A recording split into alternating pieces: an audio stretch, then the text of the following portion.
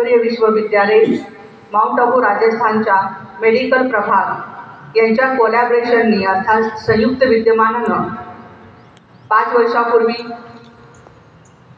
हा जो अभियान या ठिकाणी आपल्याला दिसत आहे नशामुक्त भारत अभियान, हे अभियान सुरुवात झाली. ॲक्च्युली खूप वर्षापासून गेली, मी स्वतः तरी 25-30 वर्ष झाली आज या व्यसनमुक्तीचं काम करत आहे.